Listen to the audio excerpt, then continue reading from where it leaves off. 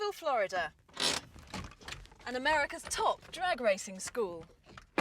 I'm here to learn from world champion Frank Hawley how to drive the standing quarter mile. And 0 to 60 in 1 second is quite a sobering thought.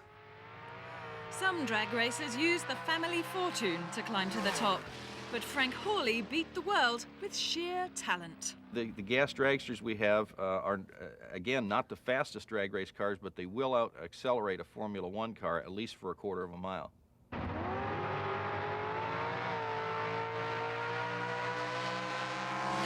Top fuel cars that run 300 miles per hour cost well over $100,000 to build. You need to have about $1 million worth of support equipment to go along with that, and it'll cost you another $1 million to run it for a year. On the top fuel dragsters, it's about $5,000 a run, and they run under 5 seconds, so that's about $1,000 a second. But $1,500 covers 2 days at Frank's school. First lesson, safety. If you ever had an accident and you stopped and you weren't on fire, what should you do? Jump out of the car? I'm gonna wait for help. Stay there, don't move, and wait until the medical people got there to help you. The steering wheel is a quick release model. Slides on, pull it forward, and click. It's the driver's responsibility to give that thing a tug when they get in the car before they make a run. Okay, we have camel lock style belts in here. Arm restraints go into the lap belts. Push it in, make sure it clicks. I think I failed the strapping into it. These cars are a 2-speed automatic car. It's reverse, neutral, high gear, and first gear. The cars are automatically upshifted. The top toggle switch turns on our cooling fans. When you start the car, make sure you turn that switch on first. When you go to shut the car off, leave that switch on. The bottom one is your ignition and fuel system. And then we have the push button here, which is the actual start. We're going to ask you to pull forward and look at that groove and line yourself up with the center of the groove. And right here, we're going to have some water on the ground. The water, of course, is so that you can spin the tires in the burnout and get them heated up. We're going to ask you to pull through here nice and slowly. We want you to do the burnout until the front wheels of the car get even with the second cones. Shift the car into neutral and apply the brake, and you're going to stop somewhere out there about 100 feet. The car doesn't accelerate very fast here. Why? It's spinning the tires. It makes a lot of noise, it vibrates, but it doesn't go very fast. If you do this correctly, you're going to pass these cones here going, 20 miles per hour. When you stop, then put the car into reverse and back it up. It's important that you back up in the center of the groove. The most important reason you back up in the center of the groove is that's the cleanest area of the racetrack. There's usually a lot of debris and dust and stuff outside the groove, and you'll stick it all over your tires if you back up crooked. If 2 miles an hour was proving so hard for us all, what would 160 be like? Where's the groove? Terrible. Where's the groove? Over there. Well, why are you over here? It's a good question. I'm looking to the right. Yeah, a lot. And this is very critical that you're lined up in the best traction area, because this tire over here is going to spin because it's not in the best area. If you sit there again at 900 RPM and go whack with the throttle, it's probably going to quit.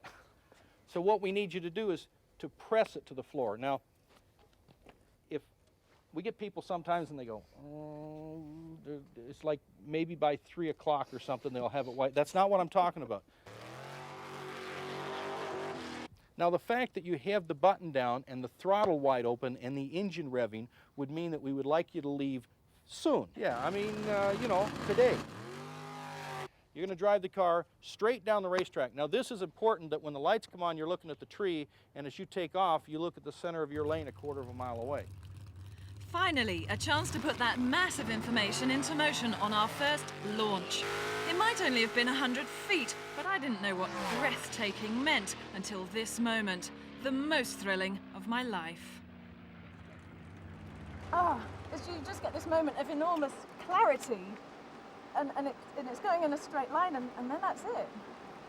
I just, oh, boy. Let me do it again, now.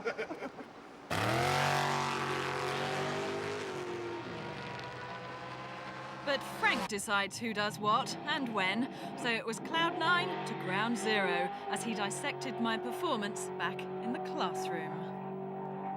No, Nicky, give me your report. I forgot all about the groove. I was remembering everything else, knobs and buttons and so on.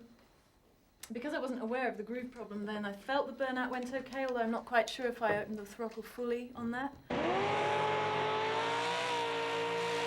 We've all done a couple of runs now, and everyone agrees that what seemed simple, straightforward and logical in the classroom becomes the hardest thing in the world once the engine's throbbing, your heart's pounding, and you're on the line waiting to go. What do you think the chances are, now that you've done this, that a person that hasn't ever raced before could get into Darrell Gwynn's top fuel dragster and get in there and go out and run 490 on their first run? 0. Would never happen. The big question is, will I be allowed a crack at the full quarter mile on day 2 at drag school? Yeah, they've moved me on to the full run now. I'm surprised because of that twitchy foot last time, but let's give it a go. A lot of motorsports, but especially drag racing, becomes more of a mental sport. There's a lot of things you need to gain control over in your mind, and there's a lot of discipline. There's only a certain way some things can be done and in a certain order. And if you get out of sequence, and if you're not paying attention to one small, minute detail, you can lose a lot of time out there on the racetrack.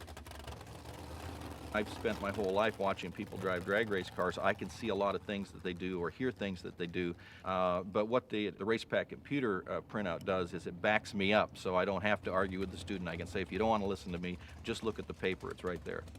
And this is it, the full quarter. What will that printout reveal about me?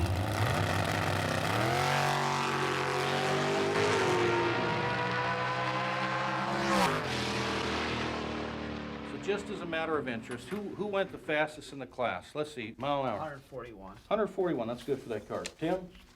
156. Brett? 158.6. 158, pretty consistent stuff. 155. 155. 160.19. 160? My goodness. You'd think we did that for the media, wouldn't you? I've driven less than 2 miles in 2 days. I'm still shaking from the sheer exhilaration. I think I'll be buzzing for weeks. If you're planning a trip to Florida, this place and the thrill of a lifetime is just 2 hours from Orlando.